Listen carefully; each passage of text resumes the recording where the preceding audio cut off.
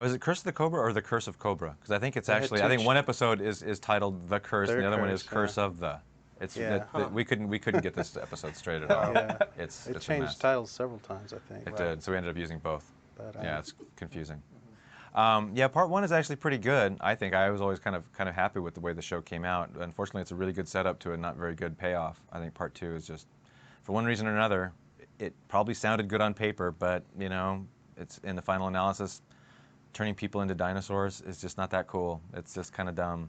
Yeah, the first part was more about Terry. It was more about Terry. It was one of the few shows that was really about Terry and his friendship with this, you know, this other kid. Yeah. And the parallels, and it's like how Terry's similar to this kid, but ultimately different because the kid turns another way. And well, and Xander's actually like kind of romancing Max throughout part one too, isn't he? Or is that all in part two? A little bit. He basically kidnaps her. Right, yeah. He stalks her and kidnaps her, yeah. But the genuine stuff between him and Xander was really nice. I mean, it was really, and it was the episode was paced very slowly, and it was different from a lot of our other episodes. And it's got a continuity tie-in too to Batman. Kyrie is actually a person that Bruce met in what was it, Day of the Samurai? Yeah. So there's continuity. Yeah, the trainer. Yeah, that's right. So it's a little continuity implant. Who are you? Kairi Tanaga. Years ago, Bruce and I studied together under the same sensei.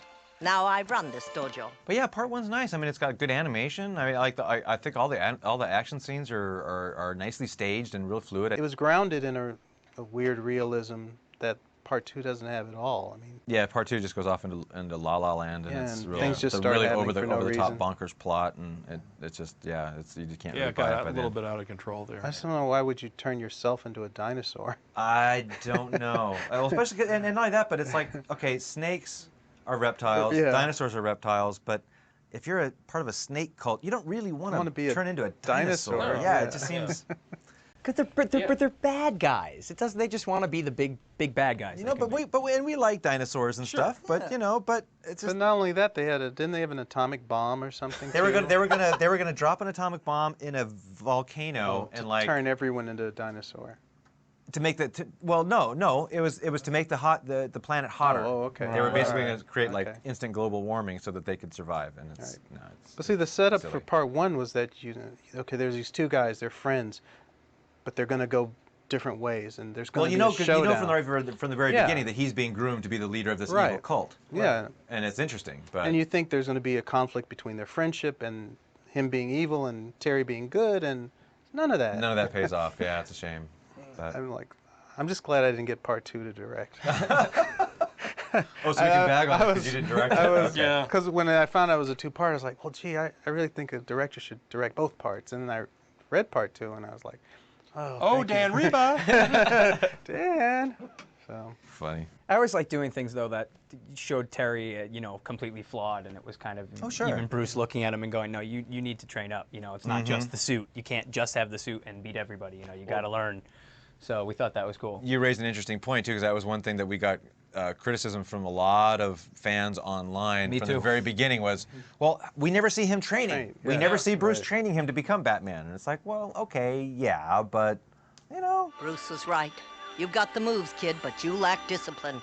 And you leave yourself open on the left side. Ow! We'll have to work on that. You know, the thing about Kobra is that, once again, it was a Jack Kirby kind of character. I don't even know why we wanted to use Kobra. I mean, I think there was kind of a neat idea in the comics, the idea of like this evil cult of people. And I like the idea that he's being groomed by the cult to be the leader, but he's even rebelling against the cult, even against like the doctor guy playing by Xander Berkeley. Xander Berkeley, coincidentally. I like the idea that he's like asserting himself, and like even the whole thing with Max is that, you know, that actually does humanize him as a villain, you know, even though he's becoming progressively more evil throughout, you know, the two-parter. When he kidnaps Max and the professor or the doctor saying, you know, no, she's not suitable for you, you know, and he's saying, you know, I decide who's suitable for me. I like her because she talks back to me. I think he had the potential to be an interesting villain if only he didn't turn into a dinosaur at the end.